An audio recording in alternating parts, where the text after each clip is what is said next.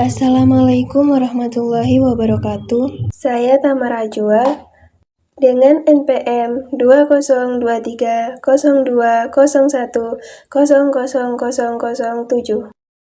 Pada kesempatan ini, saya akan membahas topik yang mungkin terdengar berat, tetapi sebenarnya sangat menarik, yaitu filsafat. Teman-teman, pernahkah kalian bertanya, kenapa kita belajar? Atau apa arti kebahagiaan yang sesungguhnya? Pertanyaan-pertanyaan seperti ini adalah contoh dari pemikiran filsafat.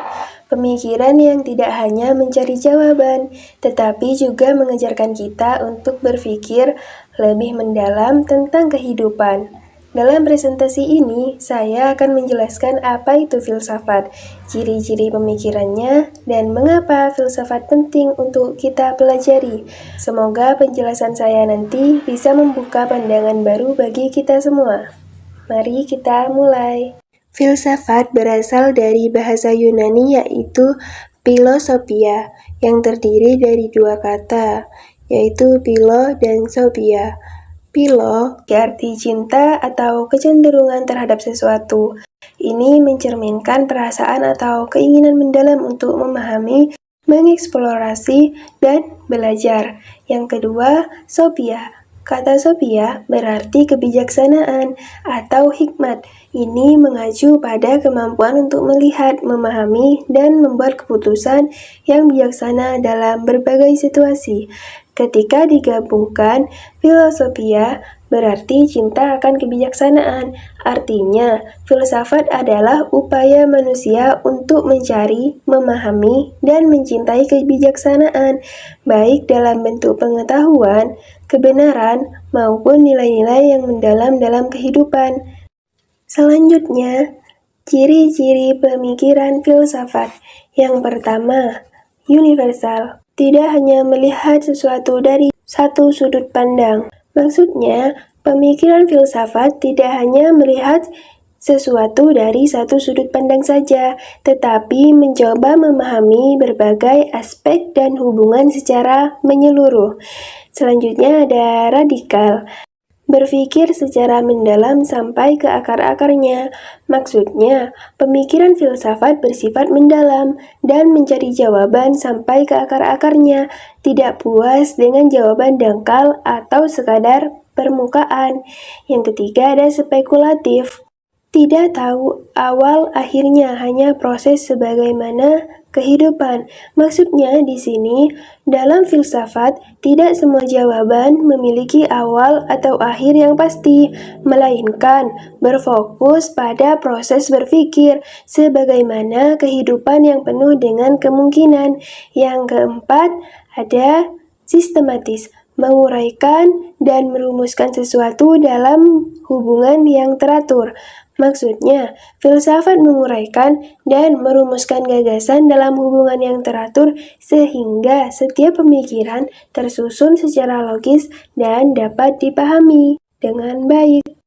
Dalam filsafat, objek yang dipelajari terbagi menjadi dua jenis, yaitu objek formal dan objek material. Objek formal atau sudut pandang. Objek formal adalah sudut pandang atau cara filsafat melihat dan mempelajari sesuatu. Dalam filsafat, sudut pandangnya adalah mendalam, menyeluruh, dan fundamental. Artinya, filsafat tidak hanya berhenti pada fakta atau kejadian, tetapi juga mempertanyakan mengapa dan bagaimana di balik sesuatu itu terjadi. Yang kedua, objek material atau sasaran penyelidikan. Objek material adalah apa yang diselidiki oleh filsafat, yaitu segala sesuatu yang ada, baik yang bersifat nyata atau fisik maupun abstrak atau non-fisik. Sasaran ini meliputi alam, manusia, masyarakat, hingga konsep-konsep seperti keadilan, kebijaksanaan, dan kebenaran. Nah, itu dia objek-objek filsafat. Awal dan tujuan filsafat. Pada mulanya, filsafat bermula dari rasa ingin tahu. Ketika manusia penasaran dengan dunia di sekitarnya, mereka mulai bertanya-tanya, mengapa ini terjadi, dan apa maknanya. Selain itu, filsafat juga lahir dari rasa ragu. Ketika manusia mulai mempertanyakan keyakinan atau pengetahuan yang ada, keraguan ini mendorong pencarian jawaban yang lebih mendalam. Dengan kata lain, filsafat adalah hasil dari perpaduan antara rasa ragu dan rasa ingin tahu yang kuat.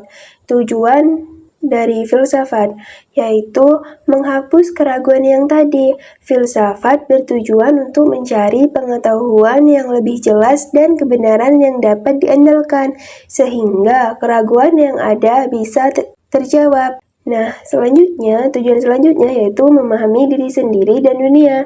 Filsafat membantu manusia untuk memahami siapa mereka, apa tujuan mereka hidup, dan bagaimana dunia ini bekerja. Dengan begitu, manusia dapat menjalani hidup dengan lebih bijaksana. Hubungan filsafat, ilmu, dan agama.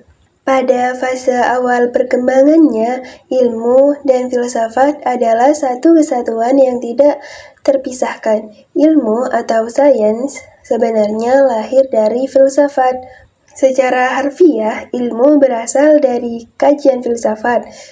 Sebab filsafatlah yang pertama kali melakukan pembahasan tentang segala yang ada secara sistematik, rasional, dan logis, termasuk objek yang empiris. Seiring waktu, kajian empiris semakin mendalam dan berkembang menghasilkan spesialisasi dalam berbagai bidang. Hal ini memungkinkan ilmu pengetahuan untuk memberikan manfaat praktis dalam kehidupan sehari-hari seperti teknologi dan inovasi. Perkembangan ilmu dan filsafat di dunia Islam. Ilmu dan filsafat. Ilmu pengetahuan awalnya berkembang dari filsafat yang membahas segala sesuatu secara mendalam dan menyeluruh. Filsafat adalah dasar dari metode berpikir ilmiah seperti menggunakan logika dan rasionalitas. Ilmu bergerak berdasarkan pengamatan empiris atau data yang dapat diamati dan diuji, dan rasionalitas untuk mencari kebenaran secara objektif. Rekonsiliasi di dunia Islam. Para pemikir Muslim seperti Al-Farabi, Ibnu Sina, dan Ibnu Rushd berusaha menyelaraskan filsafat Yunani terutama Aristoteles dan Plato dengan ajaran Islam. Tujuannya adalah untuk menunjukkan bahwa wahyu agama dan akal manusia dapat saling mendukung dan memahami kebenaran. Tujuan lainnya yaitu untuk menunjukkan bahwa agama dan filsafat tidak bertentangan, melainkan dapat saling mendukung. Membuktikan bahwa pemahaman akal manusia dapat digunakan untuk memperkuat iman dan memperdalam pengetahuan. Mendekatkan dua pandangan. Agama mengandalkan wahyu dan iman, sedangkan filsafat dan ilmu mengandalkan akal dan logika. Para filsuf Muslim mengajukan bahwa wahyu agama tidak bertentangan dengan akal, tetapi keduanya dapat bekerja sama untuk memahami alam semesta dan tujuan hidup manusia. Sejarah awal perkembangan filsafat. Peralihan dari mitologi ke filsafat. Pada awalnya, manusia memahami dunia melalui mitologi, yaitu cerita-cerita tentang dewa-dewi dan kekuatan supranatural. Mitologi digunakan untuk menjelaskan fenomena alam, asal-usul kehidupan, dan hubungan manusia dengan alam semesta. Namun, sekitar abad ke-6 sebelum Masehi di Yunani, muncul cara berpikir baru yang mencoba menjelaskan dunia dengan akal dan logika, bukan lagi melalui mitos. Cara berpikir ini menjadi dasar lahirnya filsafat. Mitologi mencari jawaban yang didasarkan pada kepercayaan dan tradisi, sedangkan filsafat jawaban dicari melalui penalaran rasional dan pengamatan. Pemikiran-pemikiran Prasokrates. Yang pertama ada Thales. Thales disebut sebagai filsuf pertama. Ia menganggap air sebagai unsur dasar kehidupan. Ia juga berpendapat bahwa semua kehidupan berasal dari air dan bergantung pada air. Yang kedua ada Anaximander. Ia berpendapat bahwa asal mula segala sesuatu adalah sesuatu yang tak terbatas atau apeiron. Ia menolak bahwa unsur fisik seperti air adalah sumber utama dan lebih memilih konsep abstrak. Yang ketiga ada Anaximenes. Ia menganggap bahwa udara sebagai unsur dasar yang menjadi sumber segala sesuatu. Ia percaya bahwa udara dapat berubah menjadi elemen lain melalui proses pemadatan dan pengenceran. Selanjutnya ada Pythagoras. Pythagoras menganggap bahwa angka adalah inti dari semua keberadaan. Ia percaya bahwa dunia diatur oleh harmoni matematis, memadukan filsafat dengan spiritualitas seperti keyakinan pada reinkarnasi. Selanjutnya ada Heraklitos. Heraklitos menyatakan bahwa perubahan adalah inti dari keberadaan. Ia berpendapat bahwa unsur dasar dunia adalah api, karena api terus berubah dan menggambarkan sifat alam semesta yang dinamis. Ia mengemukakan konsep harmoni melalui pertentangan atau konflik menghasilkan keseimbangan. Selanjutnya ada Parmenides. Parmenides berpendapat bahwa keberadaan itu tetap dan tidak berubah. Segala perubahan dan keberagaman hanyalah ilusi. Menurutnya, segala perubahan dan keberagaman yang ada semuanya hanyalah ilusi dan bukan kebenaran. Ia menekankan pentingnya logika daripada pengamatan atau indrawi. Nah, itu dia pemikiran-pemikiran Prasokrates. Filsafat klasik. Filsafat klasik adalah periode filsafat Yunani kuno yang berlangsung antara abad ke-5 sebelum Masehi hingga abad ke-4 sebelum Masehi, ditandai dengan pemikiran tiga filsuf besar yaitu Socrates, Plato, dan Aristoteles. Pada masa ini, fokus utama filsafat bergeser dari kosmologi atau asal-usul alam semesta ke pembahasan tentang manusia, etika, keadilan, pengetahuan, dan kehidupan bermasyarakat. Filsafat klasik memiliki pengaruh besar terhadap perkembangan filsafat barat, terutama dalam hal logika, etika, politik, dan epistemologi. Pokok pikiran Socrates, Plato, dan Aristoteles. Yang pertama ada Socrates. Socrates dianggap sebagai bapak filsafat etika dan terkenal dengan metode tanya jawabnya yang dikenal sebagai metode dialektika. Pokok pikirannya yaitu yang pertama pentingnya pengetahuan.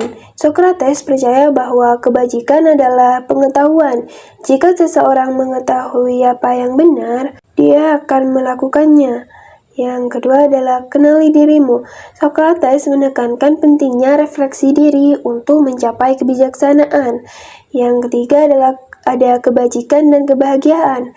Socrates mengajarkan bahwa kebahagiaan sejati hanya bisa dicapai melalui kehidupan yang baik dan berbudi luhur. Metode tanya jawab. Ia menggunakan metode bertanya untuk menggali kebenaran, sehingga lawan bicaranya berpikir kritis dan menemukan jawabannya sendiri. Socrates dihukum mati karena dianggap merusak pemuda Athena dengan ajarannya yang dianggap melewati tradisi. Yang kedua ada Plato. Plato adalah murid dari Socrates dan pendiri Akademia, sekolah filsafat pertama di dunia.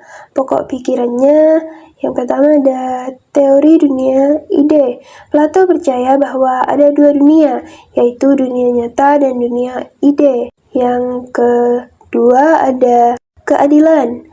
Dalam bukunya The Republic, Plato menjelaskan keadilan sebagai harmoni antara tiga bagian, jiwa manusia, rasional atau akal, emosional atau keberanian, dan nafsu atau keinginan. Pokok pikiran selanjutnya yaitu konsep negara ideal. Plato mengusulkan bahwa negara ideal dipimpin oleh filsuf raja, orang bijaksana yang memahami kebenaran.